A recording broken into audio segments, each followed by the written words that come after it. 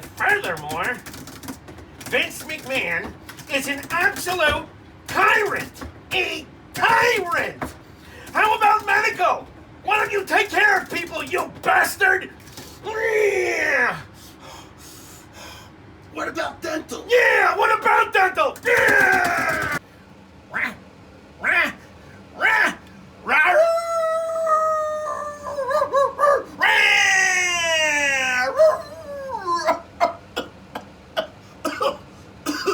Listen to them. Most annoying pro wrestling experts of the night. What irritating nonsense they make.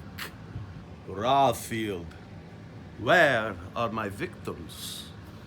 Master, I wasn't able to get you any victims. None of them have any medical. They can't afford to be bitten, Master. But if I have no victims, then I won't be able to feed. I guess I have to go see the big boss. McMahon, you will give them medical insurance. You will. Security? Somebody get Vampiro the fuck out of here! For a man who hasn't even lived a single lifetime, you are a wise man, McMahon. Whatever shall I do? Apparently, I'm not going to be able to feed on the pro wrestlers. I guess I'll have to settle for that skinny guy and that fat guy. Oh, Chip! Oh, Lou, where are you going? Wrestling scripted, come back, Lou!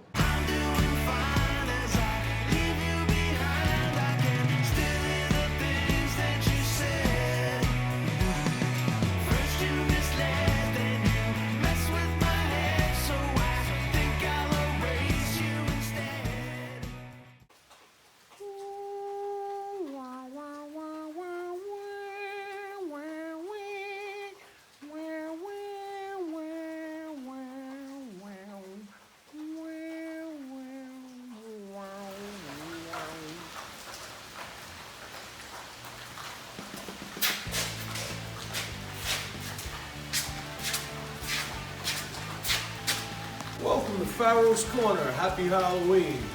We are here at my home away from home, the Kings Park Psychiatric Center. Well, we just come fresh off the Hell in a Cell pay-per-view over at WWE, and I gotta tell you, I'm actually somewhat enthused. Although I wasn't really that big into the whole Roman Reigns tribal storyline, I do like the fact that it came to its conclusion, even though I kind of knew Roman Reigns was gonna win this feud, but at least it played out. It's always good when you don't cut something off at the pass. The Drew McIntyre-Randy Orton feud ended, to me, a little bit surprising. Randy Orton is now the 14-time World Heavyweight Champion.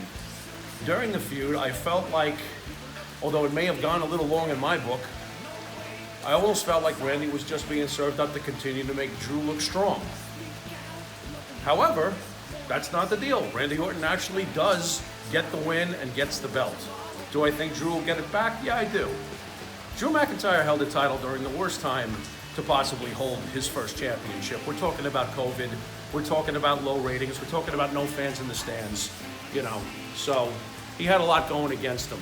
Do I think the next time he gets the belt it'll be better? That all depends. Can we get rid of the COVID, please? So I'm pretty pleased as far as it goes, as far as mature story writing goes, at least in recently, like the Hell in a Cell, there was a payoff. Those were long, carefully prepared scripts, and they had their endings, and that's good. And onward we go.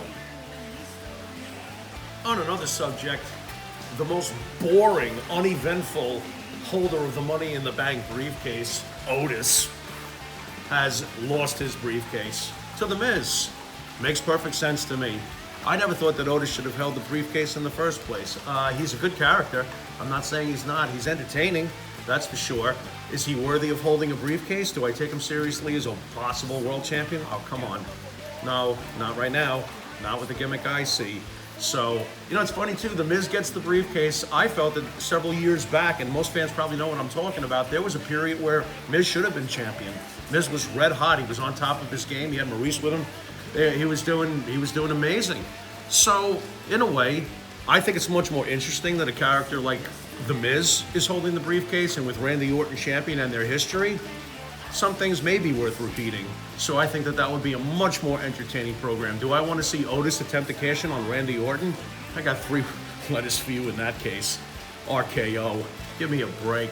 I have seen this now too many times. I was watching AEW last night, and the women's champion, and I'm not trying to single out any background of any kind, so let's get this straight.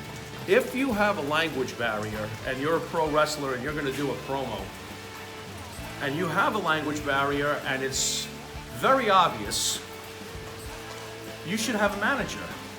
They have a pay-per-view coming up in a couple of weeks, AEW, and here's the women's champion, and she's standing up there. I barely got a vibe off her because she can't speak English. And it's okay if you can't speak English. I'm not saying that that's a crime, for God's sakes. However, if you're doing a promo, you should be able to do a little bit better than the person's name you're going to wrestle, and you want to fight them. That's all you got for me? That was the most unmotivating promo I've ever seen, because it's not fair to the wrestler. She clearly has a problem with the language. Get her a manager. Can we have something more effective, please? It's funny that this is AEW, the cutting-edge company. Come on.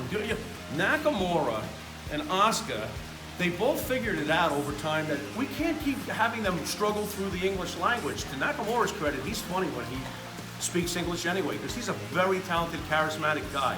In Asuka's case, they let her just start blithering Japanese at the top of her lungs. She's comfortable in her native language, and she comes across better. So all I'm saying is if you got a language barrier, know your wrestler that works for you and give them the best chance to get over on promos. Get them a manager. All right. Anyway, I think it's been a pretty good week in general, though, for wrestling. It's starting to catch my interest a little bit more again, because I was getting actually really burnt out from, you know, the plethora of programs and the things to choose from. Sometimes I wonder if we have too much to choose from. I think that might be the case. I'm really not sure. Anyway, I'm off to frolic and make sure I don't get, arrested or something like that. Let me see if I can behave myself. Happy Halloween. Later.